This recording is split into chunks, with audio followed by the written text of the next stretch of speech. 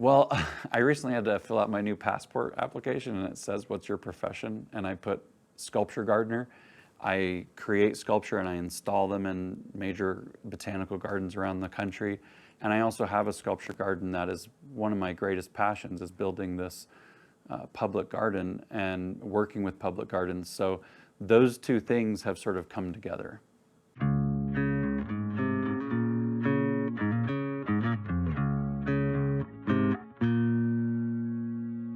In 6,000 years of history of bronze, nobody thought, I'm going to make an original out of paper and cast it in bronze.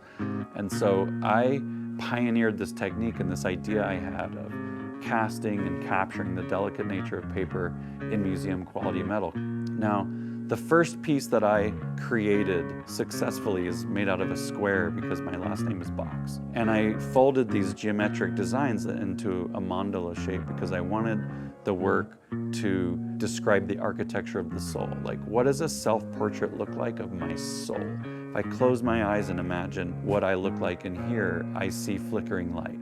So for me, that early work had that quality of just a square mandala of light being a white piece of paper. And then when people started seeing the work and getting excited about it, they started asking me about, wow, that's like origami. And I was like, what's origami? Origami was a new thing to me, and so I immediately dismissed it to some degree of like, well, that's a kid's game, or that's something from Asia. This is the architecture of the soul. But somebody gave me a white origami crane, and I recognized it from art history as this archetypal symbol that many cultures see a white dove and acknowledge that it has a relationship to the soul. But like, why would I make this? Who am I, this guy from Oklahoma that's like casting paper in bronze?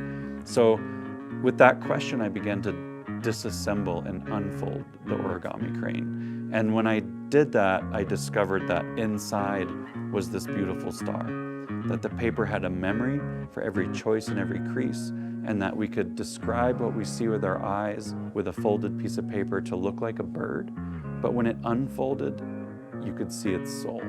And that was the aha moment for me. After that aha moment, I realized I needed to embrace origami to some degree, or at least this image, because I felt like people recognized it from culture. We'd seen it in the landscape.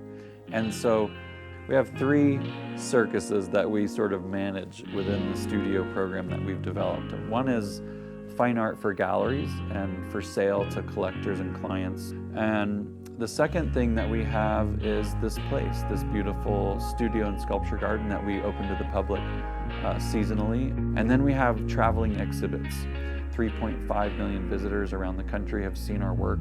And the foundry that I've worked with for 17 years, the artists that I've worked with for 17 years, my wife who I've worked with for 17 years, it took time to build up the momentum to get to that point. But now we've been on a roll for a long time, and it's the most satisfying thing I could ever be grateful for. The mission statement of our company is to inspire and be inspired, not necessarily in that order. And so I'm inspired by the artists and the work and the world that I've encountered, and I hope that my work might also inspire. My passion to this day is the subject matter of the blank slate. Everything that you've seen in my work, they're all a different way of expressing a square piece of paper, sometimes a rectangle, but a blank page. The blank page is the archetypal symbol of the creative process. What are you going to make out of nothing? And to me, that's the ultimate story that I'm telling.